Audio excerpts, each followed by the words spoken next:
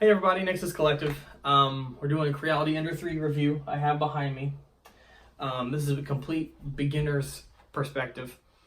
So I don't have anybody in my life that knows anything about 3D printing, nobody that owns a 3D printer, no real anything besides occasionally going and try to talk to people over the internet, and you don't necessarily know how reliable those people are. So my unboxing went fairly well. I somehow screwed up the installation a little bit. It was pretty easily fixable because it's pretty easy. I mean, you can kind of look at it and tell what's going on.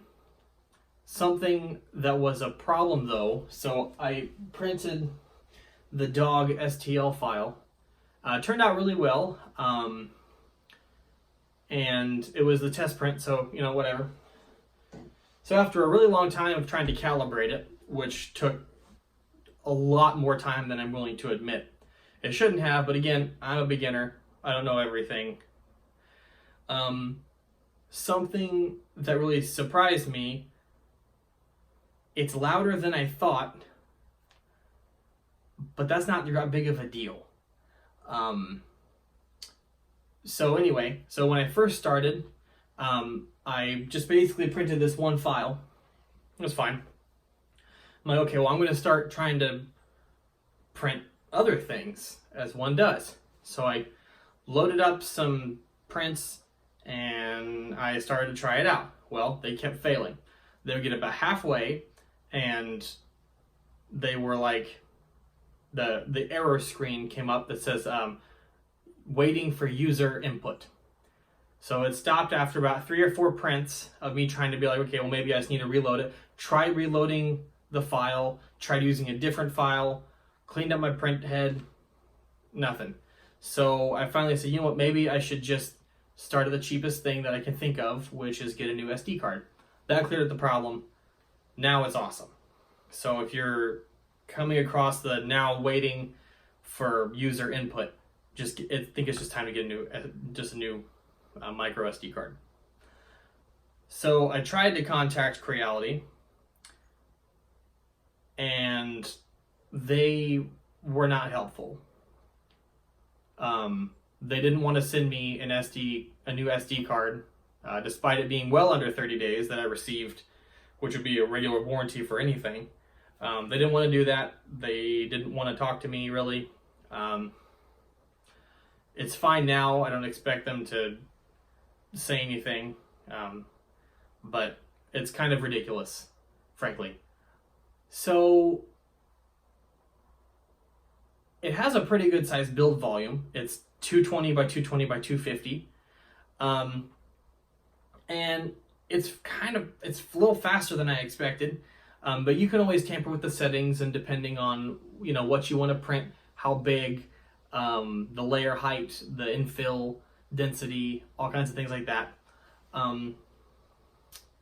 And it's just really well-rounded, and I feel like this printer can handle a lot, and I've done a lot of research on it. It's really robust. I'm not going to say it's quick. I also don't have anything to compare this to, but it's pretty rock solid. I'm happy with my purchase, besides the manufacturer being a little bit of a pill.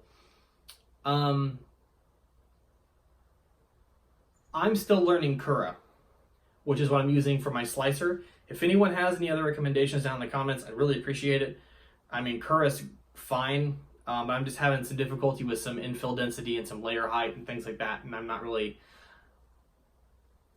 I'm trying to struggle and muddle my way through with no real help, no real support. And I've tried to do some research, and I'm not finding the answers that I want. So if anyone would like to help me down in the comments, I really appreciate it. So the next thing is its price. So $220, got free shipping out of it. I mean, it's an amazing deal for the size build volume. It can handle basically anything for the most part. Printing filament wise, ABS, PETG, PLA, most soluble, things like that. And I haven't tried anything like that yet. I've just done PLA, but it looks like, all the presets are there. Everything seems to be running fairly well. So those are my thoughts. One last thing is, people don't understand when you're beginning a 3D printer and you're pretty isolated like I am. So they ask a bunch of questions that may seem really dumb to you, but they actually have absolutely no idea, and the education's not there. It's not. People are under the assumption that, like a regular printer, or I'm sorry, like an industrial printer, not a 3D printer, but an actual ink and paper, that you can just print for miles and you're miraculously going to get out some cool object, or they think you're going to print a gun, or they think you're going to print out something in 30 seconds and it's going to be world changing. Well, if any of those were the case, then there will be a lot more awareness on 3D printers. I know a lot of my family, now that I've taken an interest to it, and I try to explain it to them to help educate them, because I find this stuff fascinating, and whatever I can help teach and pass on and educate, I try to. It's who I am. And I think everyone needs to do that. Just let people know. Don't be rude about it, like, oh, look at me, I have a 3D printer. But try to show them and educate them and make them something. Because if you make them something, it gets their mind, my dad, for instance, I love him to pieces, but I told him to get him a 3D printer. He's like, oh, what are you going to do with that? I'm like, well, print things and create objects out of nothing, and that's what makes a 3D printer so interesting to me. So this is my quick review of the Ender 3, and that's pretty much all I have to say. Please like, comment, and subscribe. I really appreciate anyone's feedback. And I'm going to be doing some more reviews of some other tech, so drop me a comment and a like, and I appreciate it, and I'll see you guys in the next one.